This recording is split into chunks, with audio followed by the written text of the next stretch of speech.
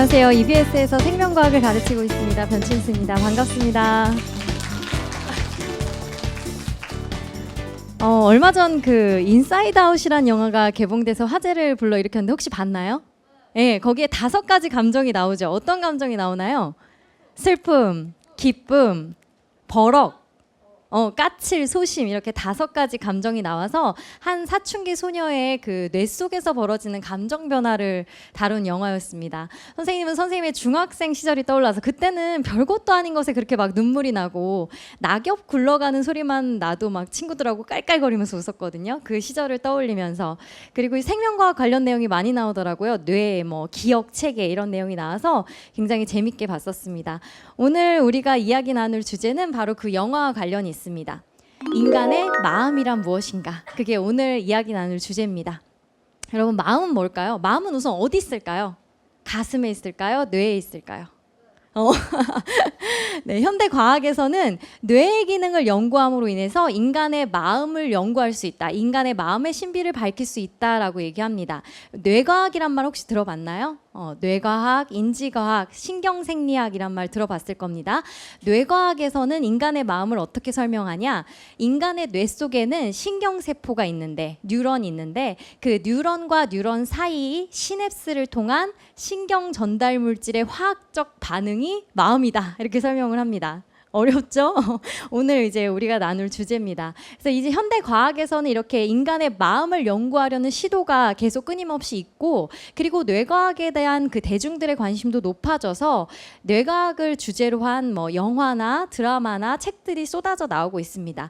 오늘은 그 뇌과학 좀 어렵긴 하지만요, 좀 쉽게 풀어서 설명을 해보려고 합니다. 왜냐하면 어쨌든 뇌과학이나 인지과학의 기본은 생명과학이고 선생님은 이제 생명과학 선생님이니까 좀 쉽게 풀어서 설명을 해볼게요.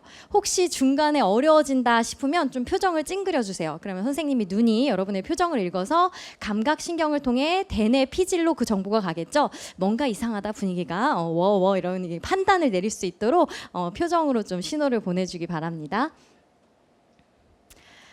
중2병이라는 말 알죠? 그렇죠?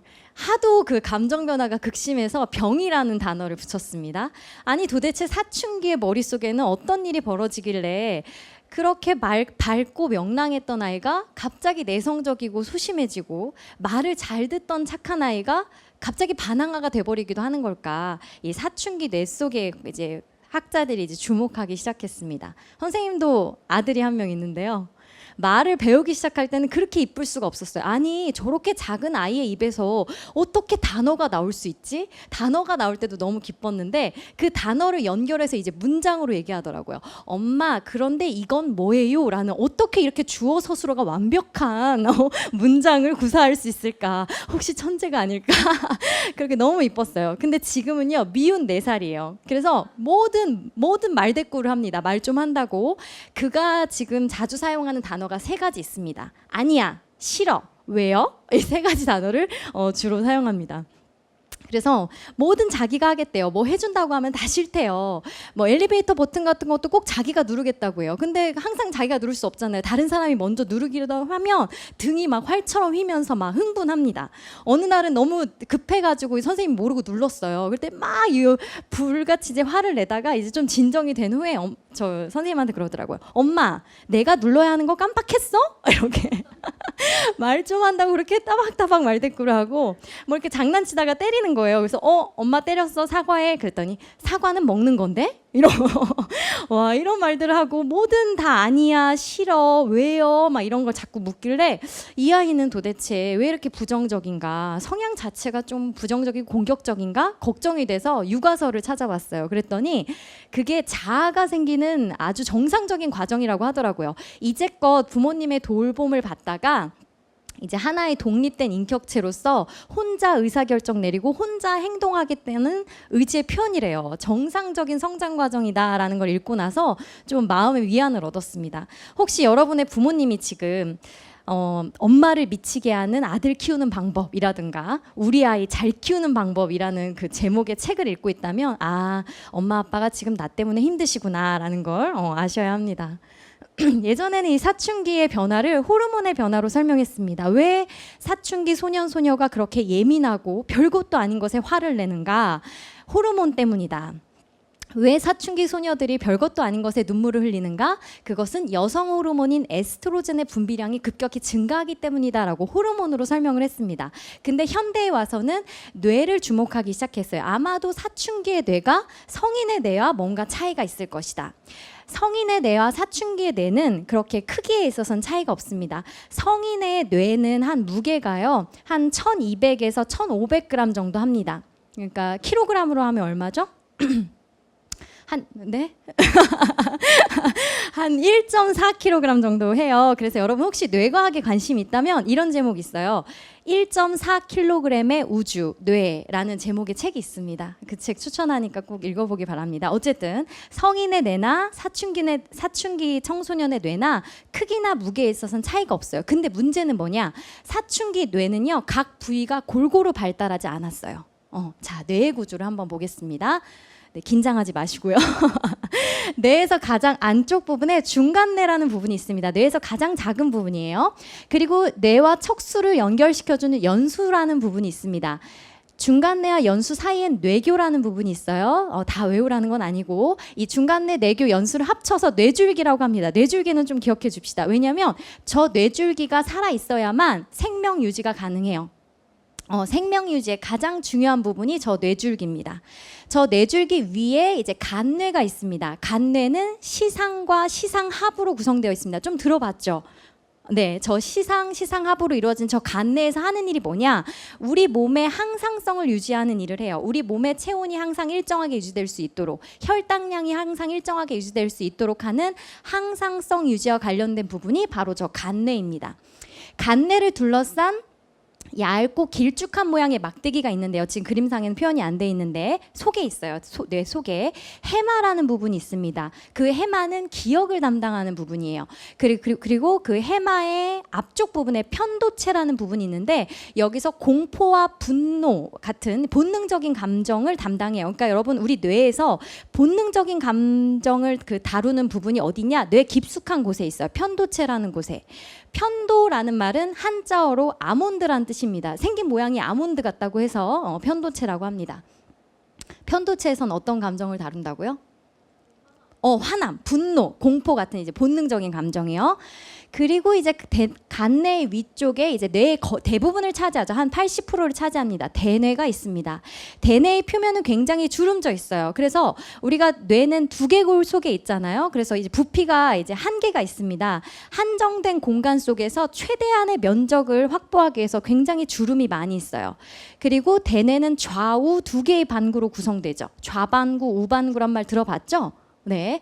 그리고 이 좌반구, 우반구에서 나온 신경은 연수에서 좌우 교차가 일어납니다. 그래서 뇌의 오른쪽 부분, 즉 우반구 부분은 몸의 왼쪽에서 오는 감각 신경이 들어오고 또 몸의 왼쪽의 움직임을 지배합니다. 왜? 어디에서 신경의 교차가 일어나기 때문에? 연수에서, 그렇지. 연수에서 대뇌에서 오는 신경의 교차가 일어나기 때문에 좌우 반구가 각각 몸의 반대쪽을 지배하게 되는 거예요. 이 대뇌의 겉질 부분에서 여러분이 생각하는 뇌의 작용들, 고등 정신작용, 언어, 추리, 생각, 판단, 상상 같은 모든 활동이 대뇌에서 이루어진다고 보고 있습니다. 대뇌의 아래쪽 뒤쪽 부분에 소뇌가 있습니다. 작다라는 뜻이죠. 소뇌도 좌우 두 개의 반구로 구성되어 있어요. 그리고 이 소뇌에서는 대뇌에서 명령 내린 그 운동이 제대로 일어날 수 있도록 몸의 운동을 조절하는 부분입니다. 몸의 평형 유지와 관련된 부분이에요. 자, 그런데 지금 선생님이 사춘기 이제 설명을 하다가 이제 뇌까지 왔는데요. 사춘기 뇌는 각 부분이 골고루 발달하지 않았어요. 그래서 이제 뭔가 신중하게 계획하고 반성하고 생각하는 이 대뇌의 전두엽보다 편도체의 성숙이 훨씬 빠르게 일어나요. 아까 편도체가 뭐를 담당한다 그랬죠? 화남, 분노, 본능과 관련된 감정들이거든요.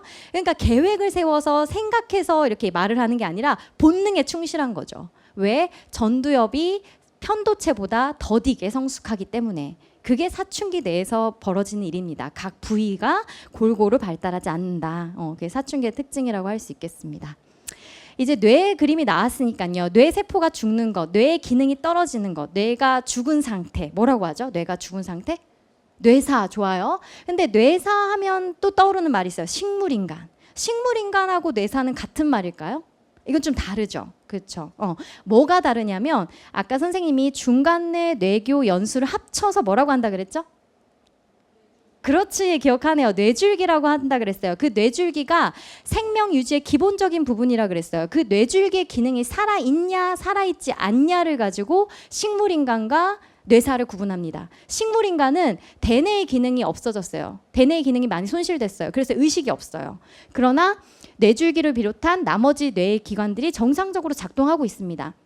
그래서 혼자 호흡할 수 있고 심장박동도 자발적으로 일어나요. 외부에서 영양분만 공급해주면 계속 생명을 유지할 수 있어요. 마치 식물과 같다. 그래서 식물인간이라 그래요.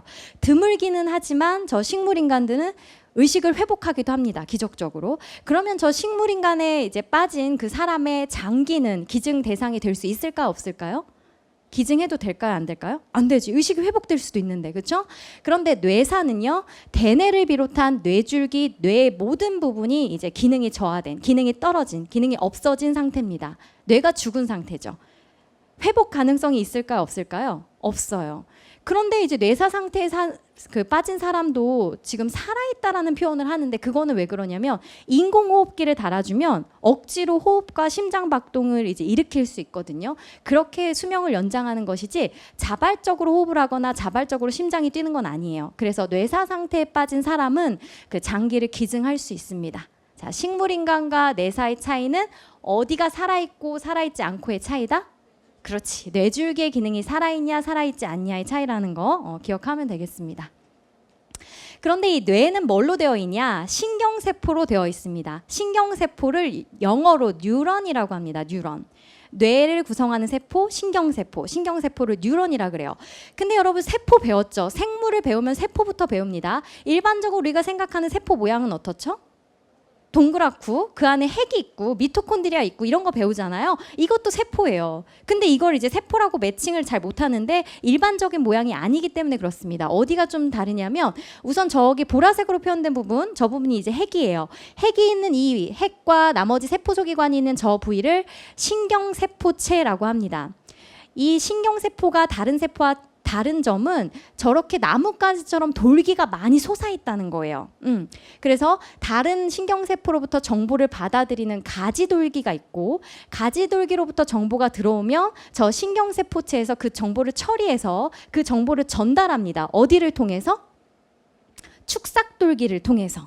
그러니까 신경세포는 뭘로 구성되어 있냐라고 하면 세 부분으로 구성된다라고 얘기할 수 있어요. 어디?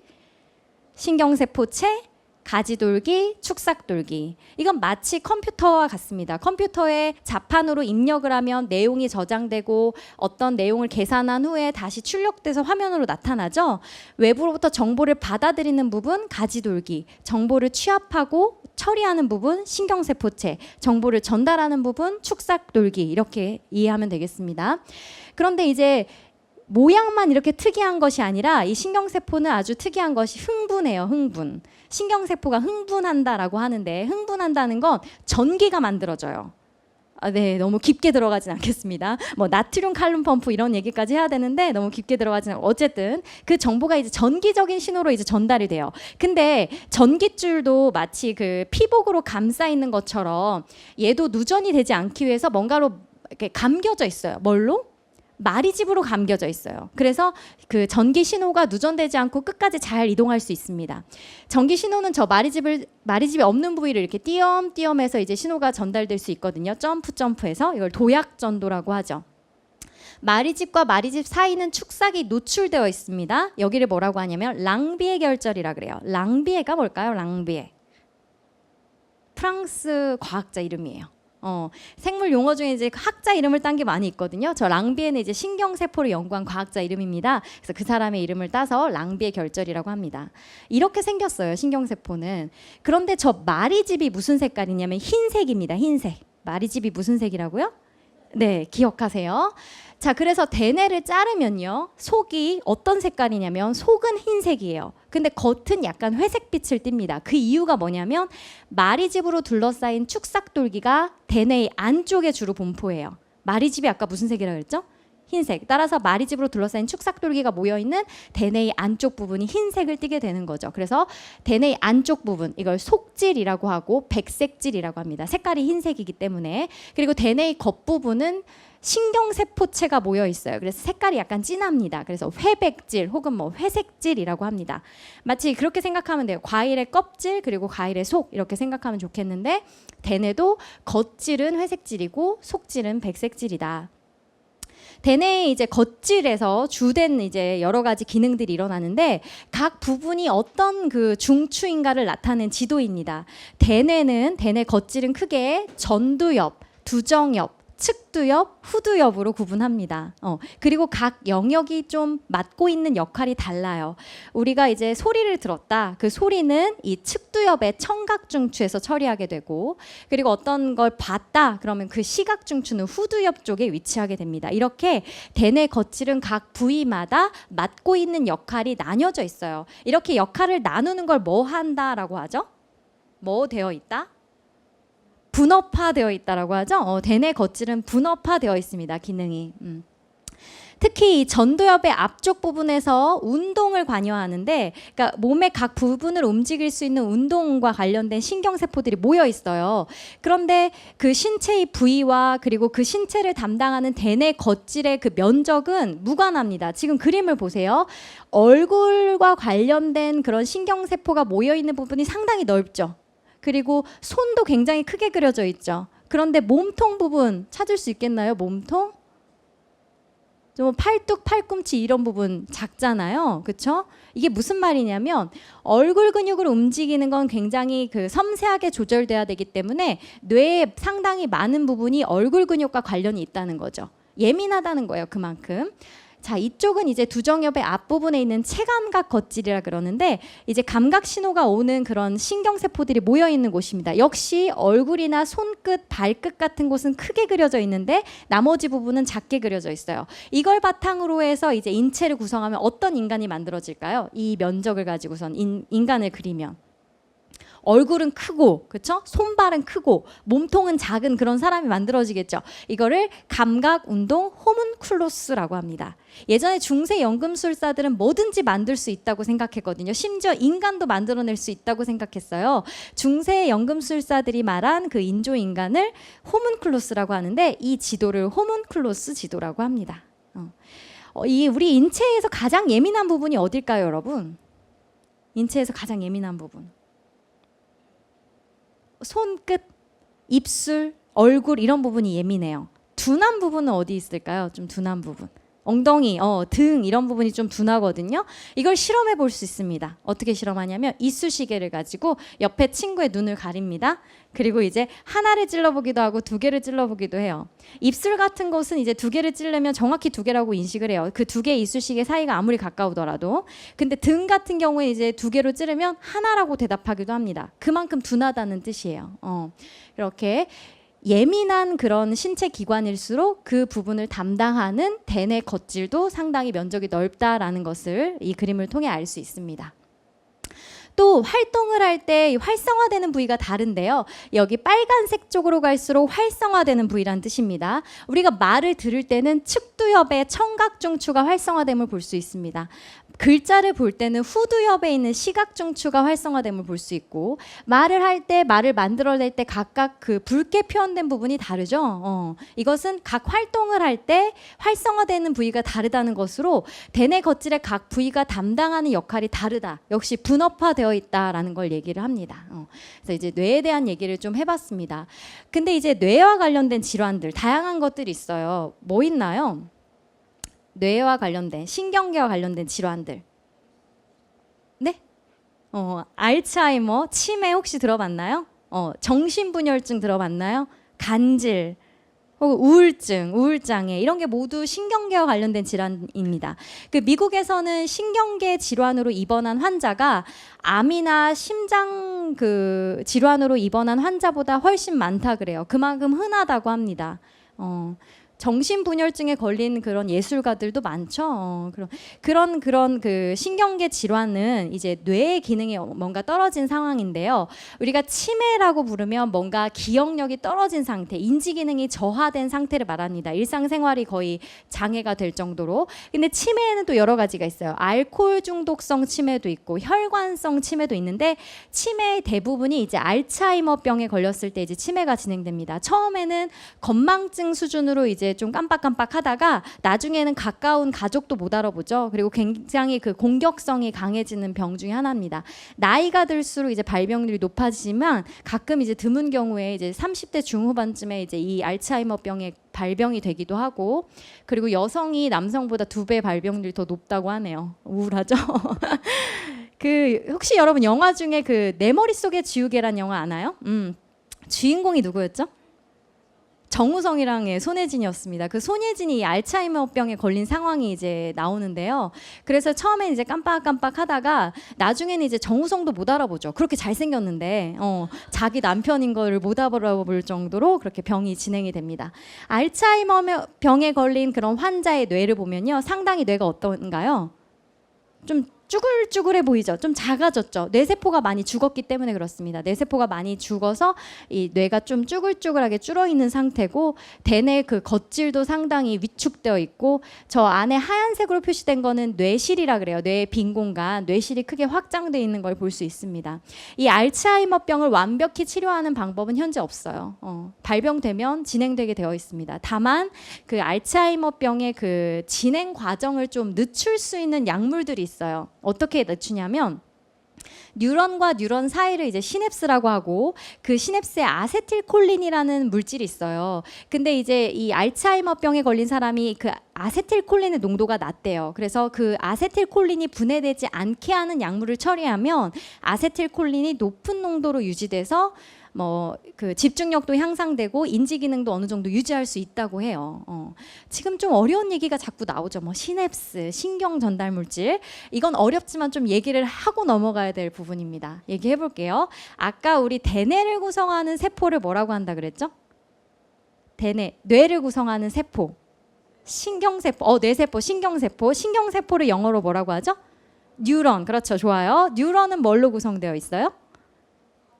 가지돌기, 축삭돌기, 신경세포체. 좋습니다. 이게 이제 하나의 뉴런이고 축삭돌기 끝이에요. 그리고 이건 또 다른 뉴런의 가지돌기 끝입니다. 그러니까 이렇듯 뉴런과 뉴런은 서로 연결되어 있어요. 한 뉴런의 축삭돌기와 다른 뉴런의 가지돌기가 이제 맞닿아 있습니다. 근데 완벽히 붙어 있진 않고 약간 틈이 있어요. 그래서 이 뉴런과 뉴런 사이의 틈을 시냅스 틈이라고 합니다. 시냅스. 시냅스라는 말이 뭐냐? 뉴런과 뉴런 사이를 말해요.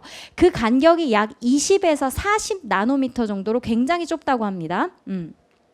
그래서 이제 그 시냅스 앞에 있는 시냅스 전 뉴런이 흥분했어요. 전기적인 신호가 이 축삭돌기 말단까지 왔어요. 자, 그럼 이 축삭돌기 말단에 뭐가 있냐면 여러 신경 전달 물질이 들어있는 그 바구니 같은 거, 주머니 같은 시냅스 소포가 있어요. 이 시냅스 소포가 세포막과 합쳐지면서 신경 전달 물질이 쫙 분비됩니다.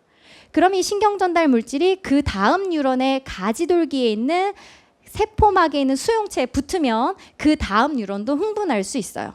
그렇게 어렵지 않죠? 조금 지금 용어가 어려워서 그래요. 다시요. 뉴런과 뉴런 사이의 틈을 뭐라고 한다? 시냅스. 그래서 한 뉴런에서 이제 흥분이 오면 시냅스 소포가 막과 융합하면서 무슨 물질이 나온다? 신경 전달 물질이 나온다. 이 신경 전달 물질이 그 다음 뉴런에 결합하면 그 다음 뉴런도 흥분할 수 있다라는 거예요. 이해됐죠? 그런데 저 신경 물질에, 신경 전달 물질에 방금 선생님이 얘기한 아세틸콜린도 있고 노르에피네프린도 있고 도파민도 있고 세로토닌도 있습니다. 뇌과학에서는요, 심지어 사랑에 빠지는 것도 이제 그 신경 전달 물질의 영향으로 생각을 해요. 사랑에 빠진 사람의 그 뇌 속에는요, 도파민이 많이 분비된대요. 저 신경 전달 물질의 하나의 종류인. 근데 그 도파민이 이제 분비되는 시기가 한 2-3달 정도밖에 되지 않는다 그러네요. 사랑의 지속 시간이죠. 그러니까 사랑도 이렇게 심지어 신경 전달 물질의 작용으로 설명을 합니다. 인간의 마음이란 뭐냐? 뉴런과 뉴런 사이 그 시냅스를 통한 신경 전달 물질의 화학적 작용이다라고 라고 설명을 하는 거죠. 그런데 만약에 저 과정에 문제가 생긴다? 그럼 이제 각종 질환들이 발생하는 거죠. 예를 들면 간질이요. 예, 간질이 좀 어감이 안 좋다 그래서 요새는 뇌전증이라고 부르는데요. 이게 경기를 일으키는 병입니다. 상당히 좀 흔해요.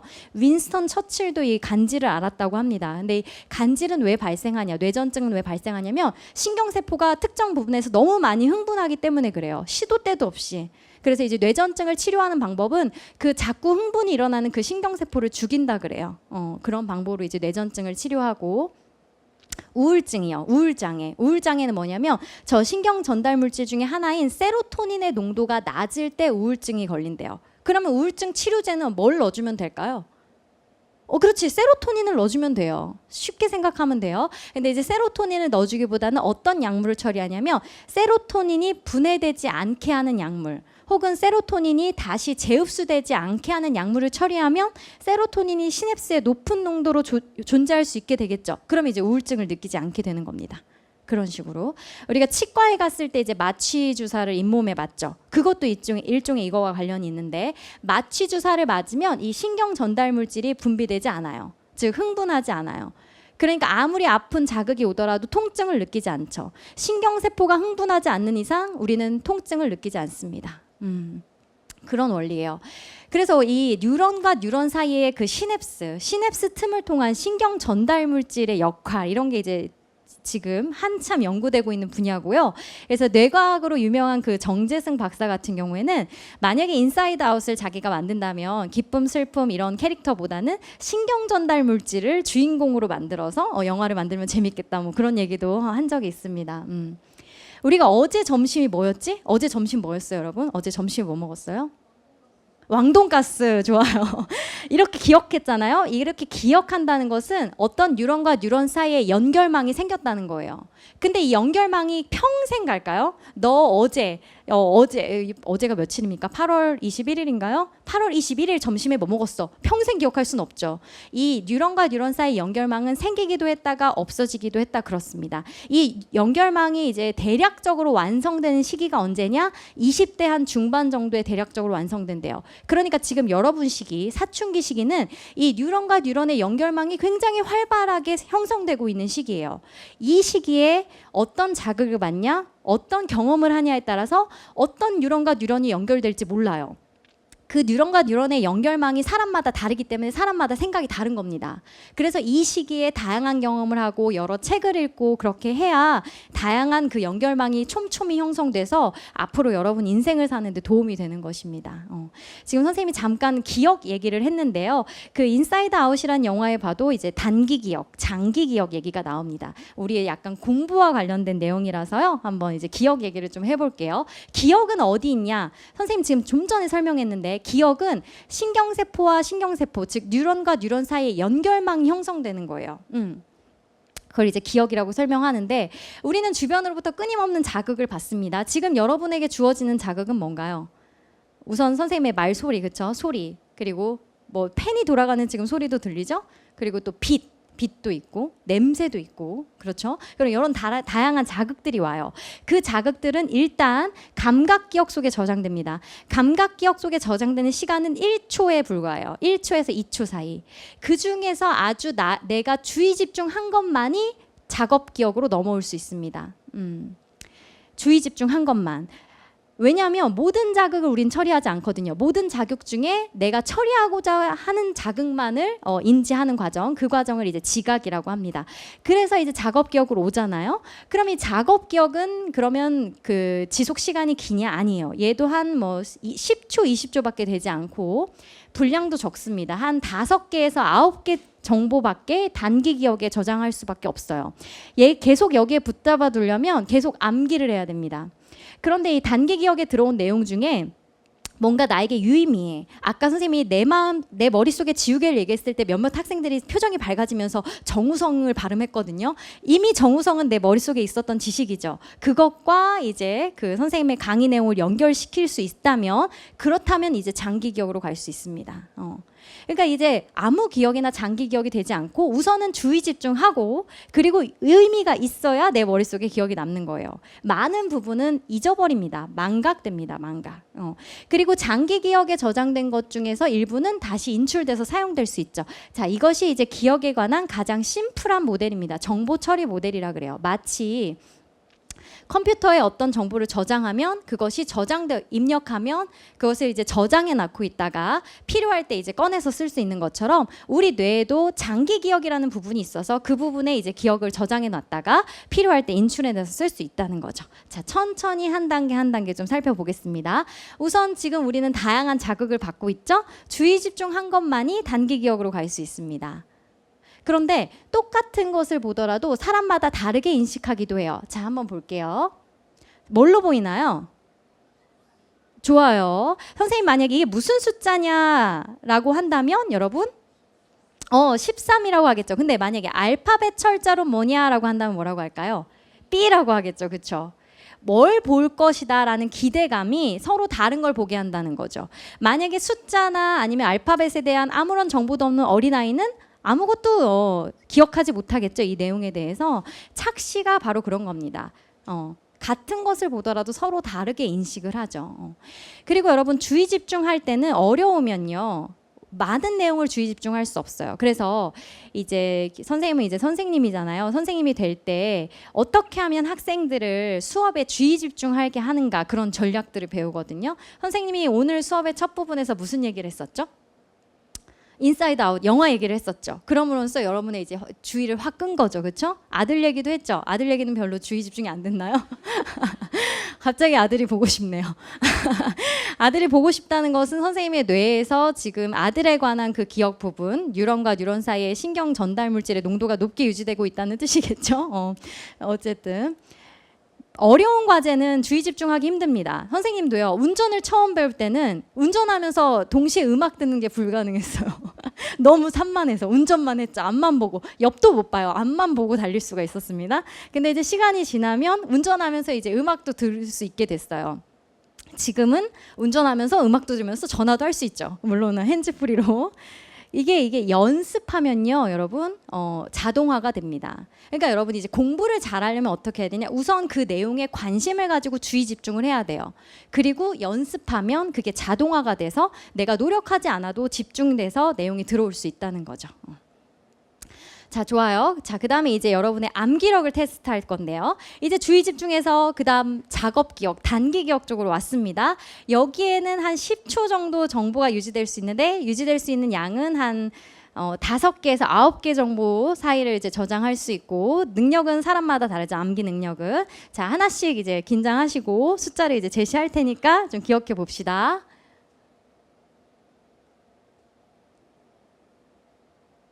네, 어떤 숫자가 있었나요?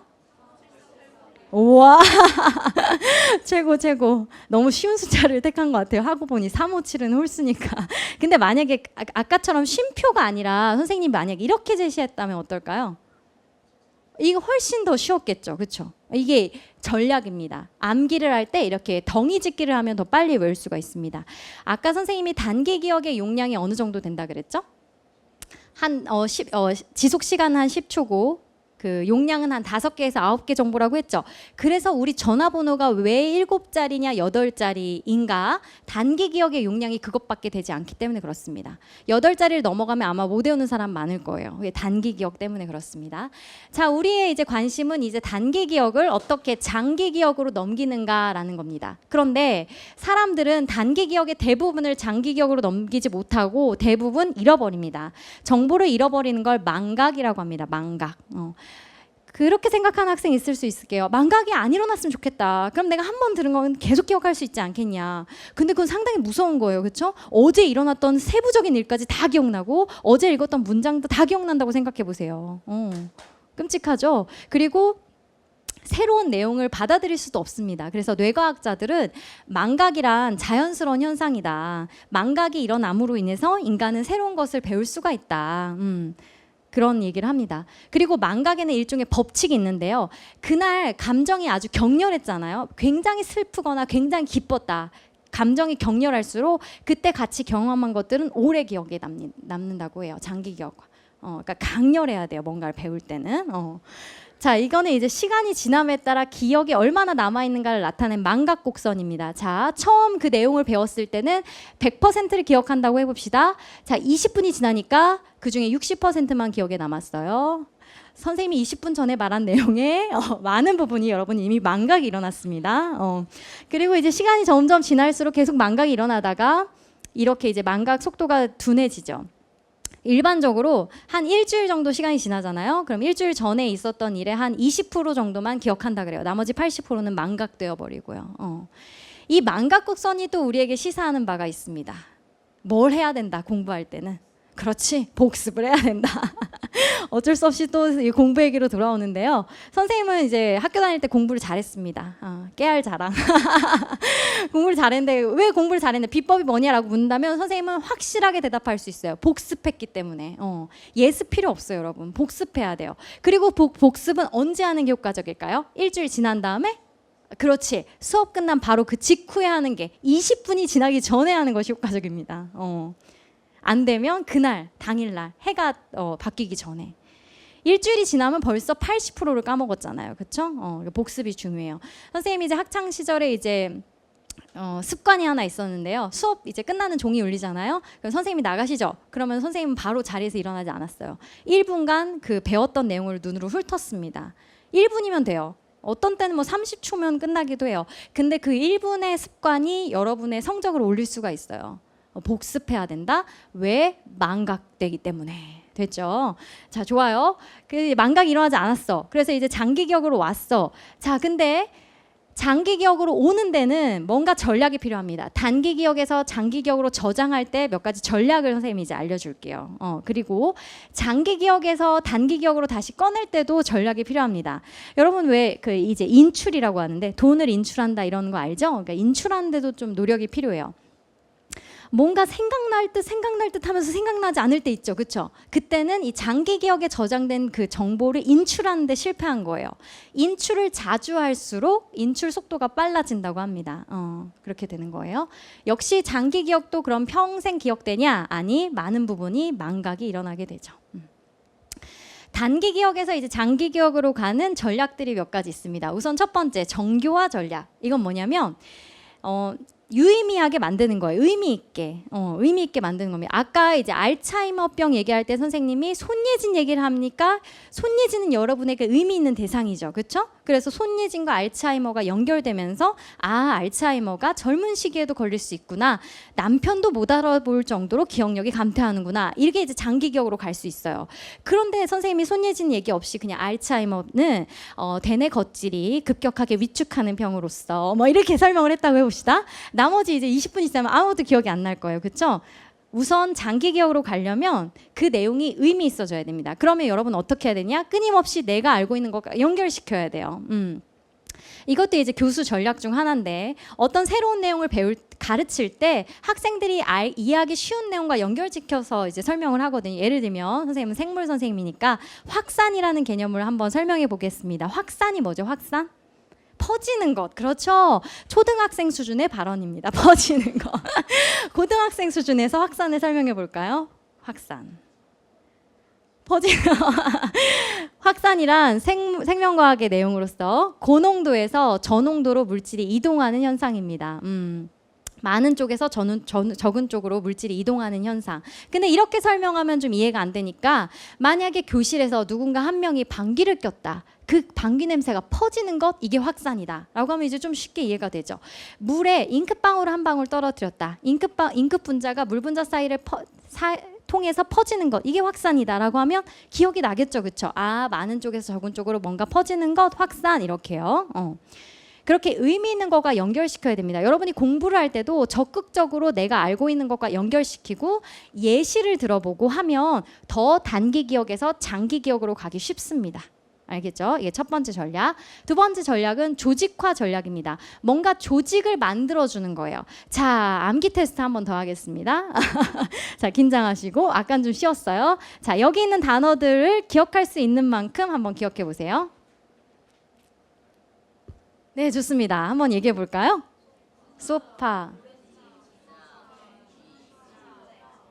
훌륭해요. 만약에 이것을 더 오래 기억하고 싶다면 어떤 식으로 기억하면 좋을까요? 네? 그렇지. 과일별로, 가구별로, 동물별로 구분을 하면 좀 더 쉽게 외울 수 있겠죠? 그래서 이 중에서 이제 소파, 침대, 옷장, 식탁은 가구입니다. 그렇죠? 그리고 오렌지, 사과, 바나나, 복숭아는 과일이에요. 그리고 쥐, 양, 말, 개는 동물이죠. 물론 이렇게 조직화할 시간을 선생님이 충분히 주진 않았습니다. 근데 앞으로 이제 공부를 할 때 이렇게 조직화해두면 물론 세부 내용은 기억이 안 나겠지만 아 그때 선생님이 보여줬던 단어들은 이런 분류 체계 속에 있었어. 가구, 동물, 과일 이것만 떠오르면 아 과일은 뭐 있었지? 이렇게 연속적으로 생각할 수 있거든요. 그래서 이제 조직화 전략을 사용하면 학습에 도움이 됩니다. 그래서 이제 그 교과서 같은 데 보면 딱 도표로 딱 정리되어 있거나 하나의 그림으로 내용을 설명하는 경우가 있죠. 그게 이제 도움이 되는 것이 조직화 전략을 사용했기 때문에 그렇습니다. 그 다음에 이제 세 번째, 단기 기억이 장기 기억으로 가는데 중요한 역할을 하는 것이 바로 맥락, 컨텍스트, 상황입니다. 상황. 어떤 상황에서 누구와 누구로부터 그 내용을 들었는가가 아까 선생님이 왜 경험이 강렬할수록 오래 기억에 남는다 그랬죠. 그렇죠? 그게 자신의 그날의 기분이 그 장기 기억으로 가는데 영향을 준다는 거죠. 왜 우울한 날은 왜 공부도 잘 안 되지 않아요? 그렇죠? 내용이 잘 외워지지도 않아요. 근데 만약에 내가 어떤 선생님을 좋아해요? 그럼 그 선생님이 하는 말들은 귀에 와서 쏙쏙 와서 박힙니다. 여러분 그 가장 쾌적한 실내 습도가 몇 %인지 아세요? 60%예요. 선생님 이걸 어떻게 기억하냐면 선생님이 중학교 때 체육 선생님을 좋아했거든요. 미혼의 신체 건강한 남자 선생님이었습니다. 보통 체육 수업은 이제 운동장에서 하는데 그날따라 비가 왔어요. 네, 그날 날씨도 기억해요. 그날 비가 와서 이제 교실에서 수업을 했습니다. 그날 체육 수업의 주제는 뭐였냐? 쾌적한 실내 환경이었어요. 그래서 이제 실내 온도가 몇 도가 좋고 실내 습도가 몇 도가 좋은지를 그 선생님의 그 나긋나긋한 목소리로 이제 설명을 해주시는데 실내 습도가 50에서 70% 사이면 쾌적해라고 했는데 아직도 그 말이 장기 기억에 남아 있어서 실내 습도는 60%입니다. 네. 이게 무슨 말이냐? 여러분 어떤 공부를 잘하고 싶고 그 내용을 오래 기억하고 싶다면 우선 선생님부터 친해지세요. 선생님에게 호감이 있고 그러면 저절로 공부하고 싶은 의지가 생깁니다. 그날의 기분, 누구와 공부를 했는가, 누구로부터 그 내용을 들었는가, 그 상황, 맥락이 우리 학습에 굉장히 중요한 역할을 합니다. 자, 오늘 강의를 들으면서 여러분 머릿속에는 어떤 감정들이 일어났을까요? 선생님 한번 예측해 보겠습니다. 처음에는 아 마음이 뇌에 있다고? 아 재밌겠다. 근데 그 다음에 이제 대뇌, 뭐 시냅스, 아세틸콜린 나오면서 아 그럼 그렇지 또 생명과학 얘기구나 실망을 했다가 이제 마지막엔 아 그래 단기 기억에서 장기 기억으로 하면 이런 전략을 써야 되는구나 아 이렇게 신기함을 느끼지 않았을까? 이런 순으로 이제 감정이 변하지 않았을까 생각합니다. 여러분은 지금 사춘기 시절이에요. 사춘기 시절은 감정이 이제 급격적으로 변합니다. 왜냐하면 뇌가 골고루 발달하지 않았기 때문에 계획을 세우고 신중하게 반성하고 하는 그 전두엽보다 본능적인 감각인 그 편도체의 발달이 더 빠르게 일어나기 때문에 본능에 충실할 수밖에 없는 거예요. 벌컥 화가 나죠. 생각하기도 전에. 자연스러운 현상입니다. 네. 그리고 기분이 들쑥날쑥하죠. 그건 당연해요. 왜냐하면 뉴런과 뉴런 사이에 이제 시냅스 연결이 많이 형성되다 보니까 이 신경 전달 물질의 영향 때문에 우울감을 느끼기도 해요. 자연스러운 현상입니다.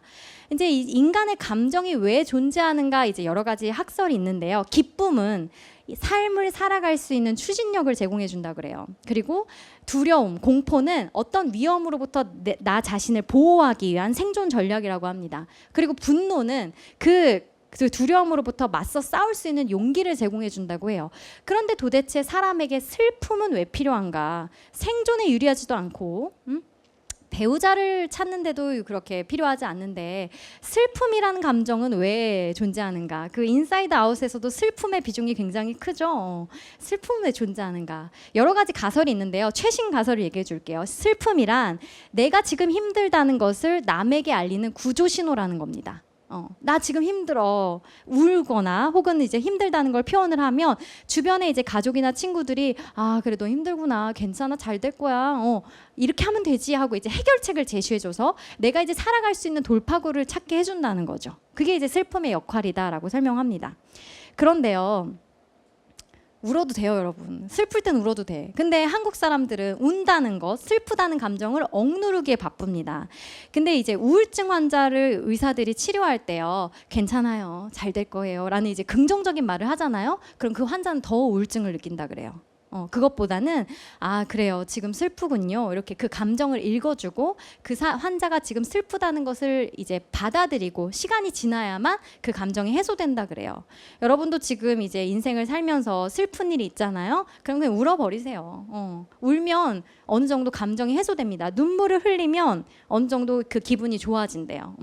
울어도 좋아요. 그리고 힘이 나지 않으면 힘내지 않아도 괜찮습니다. 자연스러운 성장 과정의 일부예요. 사춘기 뇌는 지금 불균형적으로 발달하고 있으니까 신경 전달 물질이 지금 그 서로 상쇄돼서 이제 복잡한 반응이 일어나고 있으니까 인정하세요. 너무 자기 자신을 자책하거나 울음을 참지 말고요. 그렇게 해서 오늘 그 인간의 마음이란 어디 있는가, 가슴에 있는가, 머리에 있는가라는 질문에서 시작해서 인간의 마음은 머릿속에 있는 것이다. 머릿속에 신경세포와 신경세포 사이에 그 신경 전달 물질의 그 작용 때문에 여러 가지 감정이 느껴지는 것이다. 사랑도 신경 전달 물질의 일종이다. 그래서 우리가 어떤 그 시냅스, 그러니까 뉴런과 뉴런 사이 연결을 더 많이 만들려면 다양한 자극 경험을 받아서 연결망을 만들어야 되는데, 그런데 그 장기 기억으로 웬만해선 가지 않는다. 장기 기억으로 가기 위해서는 몇 가지 전략이 필요하다. 그래서 오늘 전략을 몇 개 알려줬습니다. 오늘 선생님이 말했던 것 중에 하나라도 여러분의 장기 기억 속에 저장되길 바라며 이 맥락, 컨텍스트가 여러분에게 아주 호의적인 맥락이었으면 많은 부분 장기적 기억으로 갔겠죠? 그렇게 되었으면 좋겠고, 오늘 선생님 강의 열심히 들어주셔서 고맙습니다. 여러분 고맙습니다. While you're